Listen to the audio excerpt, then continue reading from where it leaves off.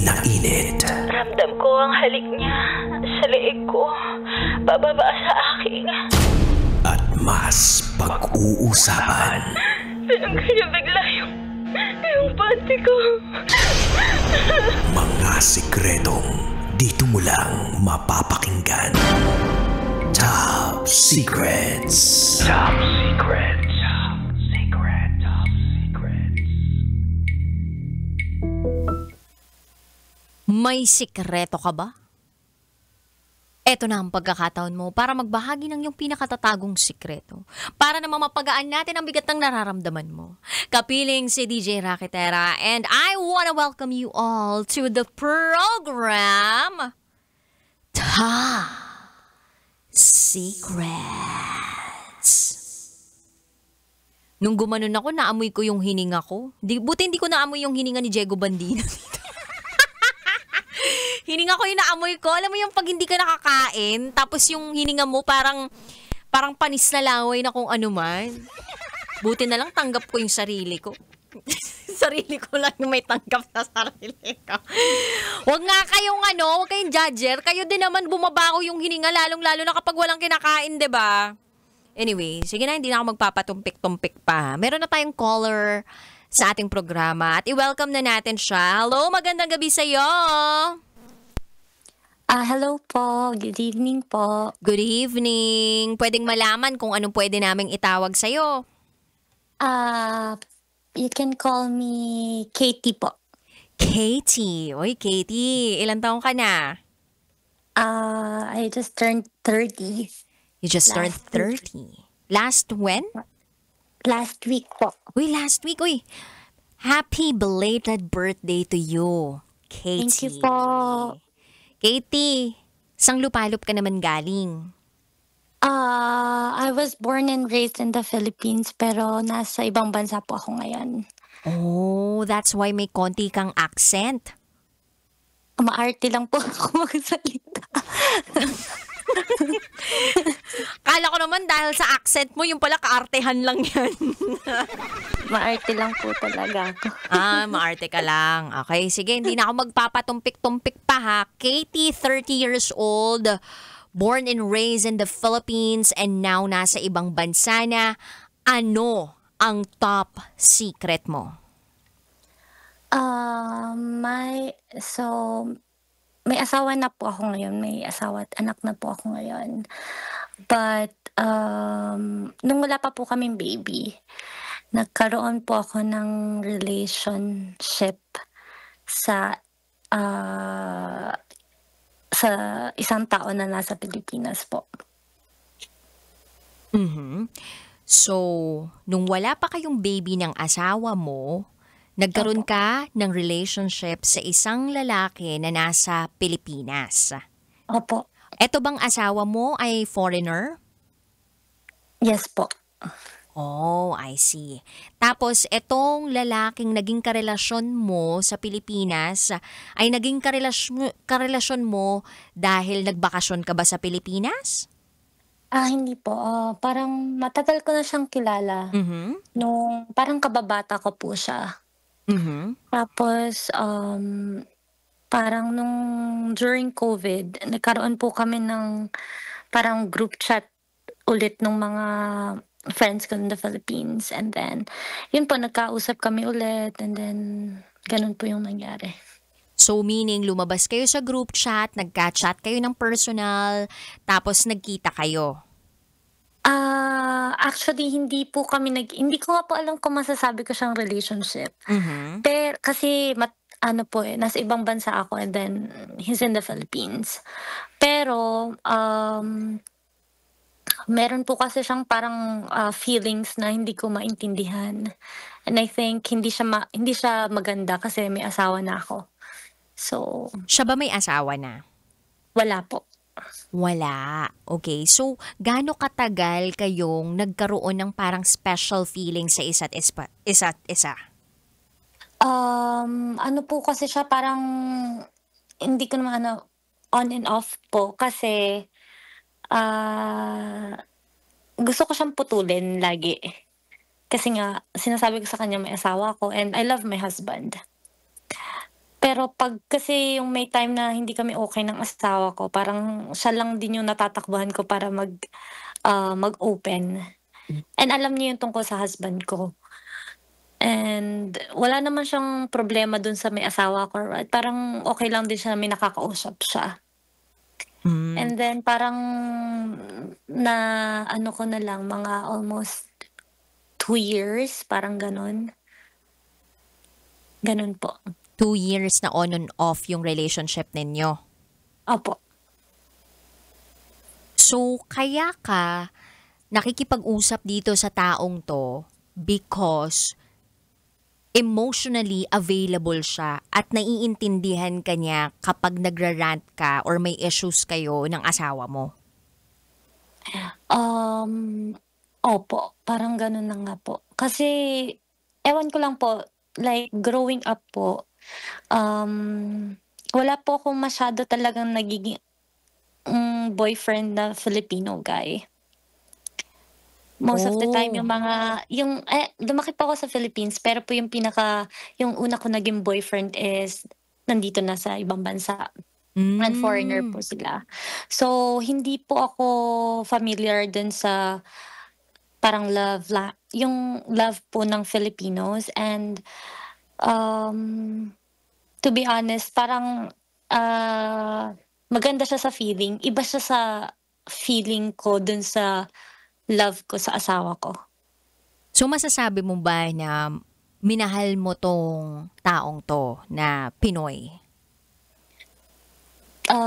Opo. Masasabi mo rin ba na mas mahal mo siya kaysa sa asawa mo? Hindi po. Hindi. Tinapos mo na ba yung inyo nung Pinoy na yon? Opo. Tinapos ko na, kaya lang po ang problema is, bumabalik siya.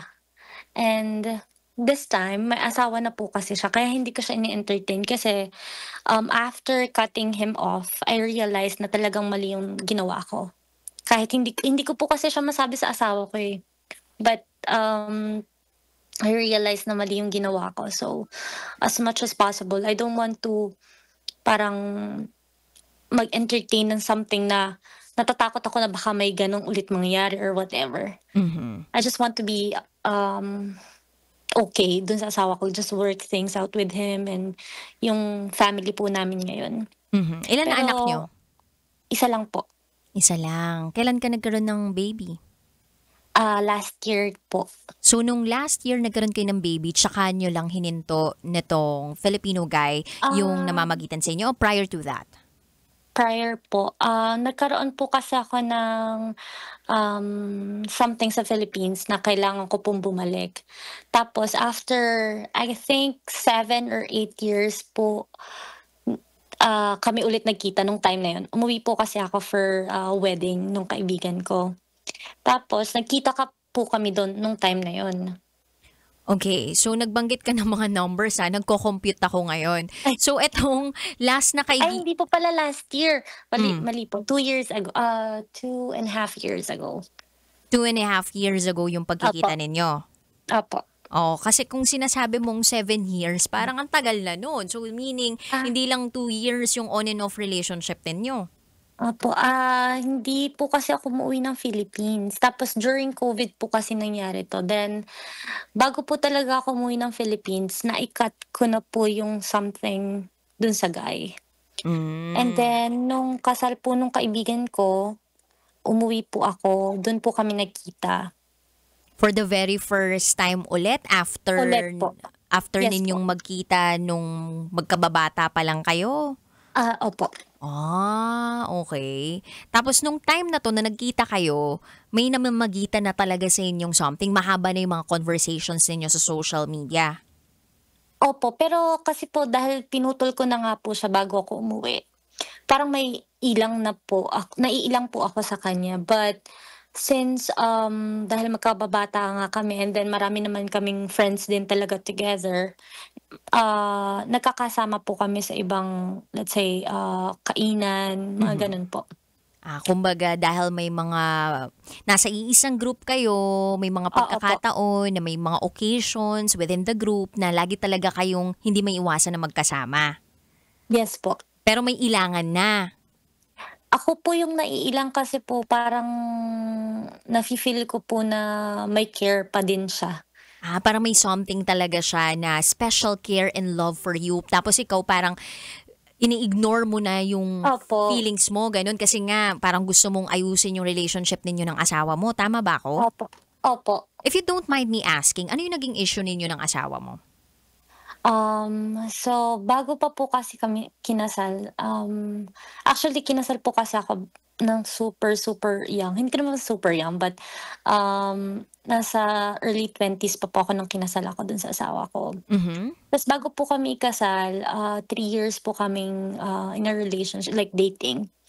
Mhm. And then during that time, nag-cheat po sa'kin yung asawa ko. Mhm. Pero siya lang po kasi talaga yung true love ko na talagang minahal ko. So, I guess parang there's something na parang gusto ko pong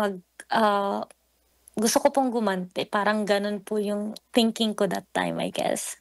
Mhm. Gusto ko pong ma-feel niya yung na-feel ko, and then, parang yun po, naging gano'n na lang po yung Thinking thinking mo. ko. Opo.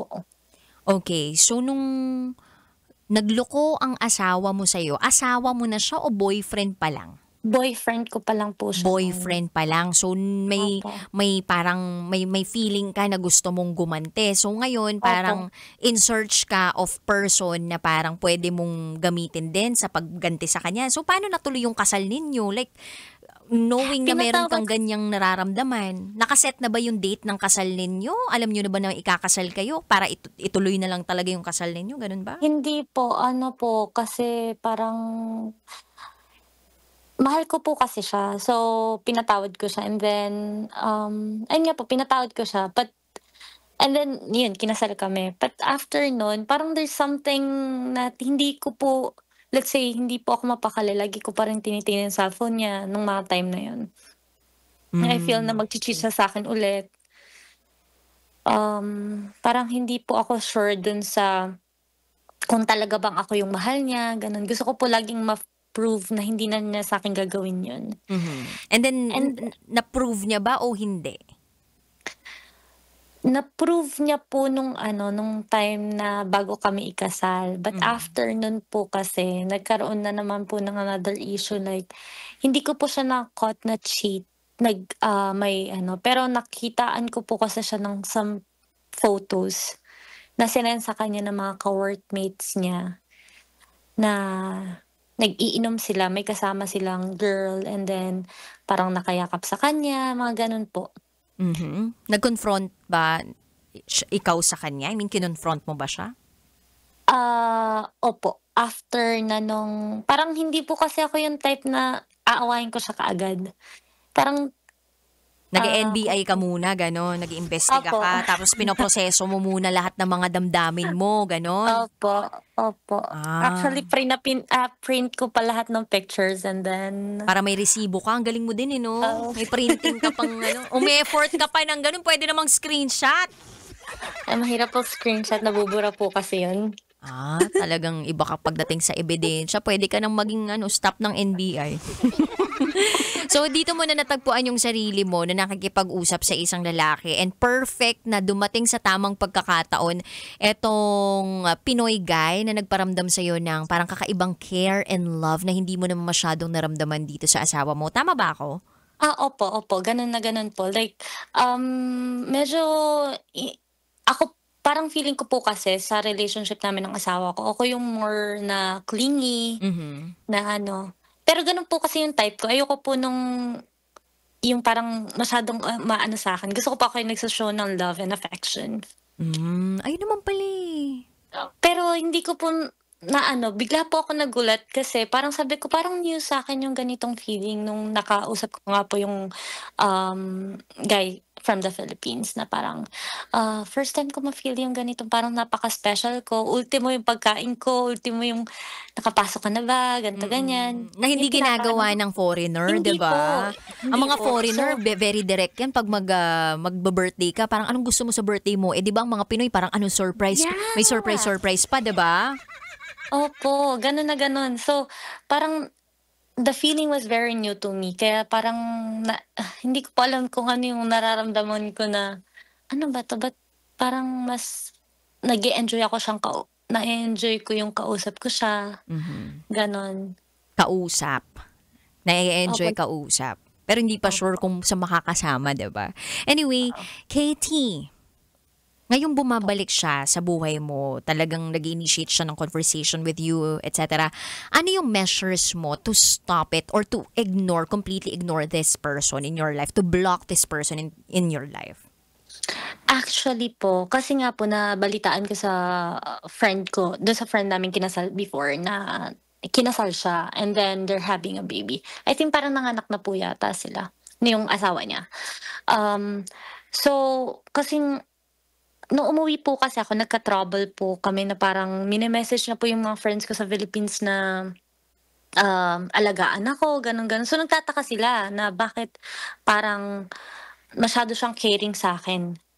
Oo, may pa Eh ganun-ganun pa, eh, hindi naman ayun nga po yun, kaya ako naano kasi actually mga different friends ko po kasi yung kasama ko, na parang reunion, ta's aalis po kami. Minessage niya po sila na hindi ko alam. So nagmumukha akong tanga na parang nag-message pala siya, itong mga kaibigan ko hindi sinabi sa'kin. Nung umuwi na kami sa bahay namin niya sinabi sa'kin na, "Actually naka-receive ako ng ganitong message, anong meron sa inyo?" Parang ginanon po ako nung kaibigan ko. mhm. So parang napahiya ako at the same time parang ang lumalabas is nagchi-cheat ako or may relasyon kaming dalawa, which is pinutol ko na nga po before pa ako umuwi sa Pilipinas. Or wala po kaming relasyon, yung kung ano man po yung good feeling namin sa isa't isa. Tinanggal ko, binlock ko po siya sa Facebook at saka sa Instagram, mga gano'n po. Mhm. And then since nung mine-message niya yung mga friends ko, nag-away po minessage ko siya, in-unblock ko siya sa socials ko ta's minessage ko siya na parang, parang, "Ano bang gusto mong gawin?" Desperate moves na kasi siya, eh. So, parang, okay, kung ayaw mo siyang pansinin, so subukan kong magpapansin sa mga kaibigan natin, oh. Ayun naman po yung parang new din na ano, kasi hindi pa po ako naka-experience ng gano'n super. Kinilig ka ba sa ganun niya? Hindi po, natakot ako kasi may gano'n palang tao na gumagawa ng gano'ng bagay. Yeah. So, um, So, I na-turn off explained ka?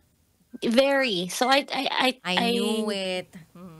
I asked him to stop and also I explained na hindi puwede and also I love my husband and I want to work things with him.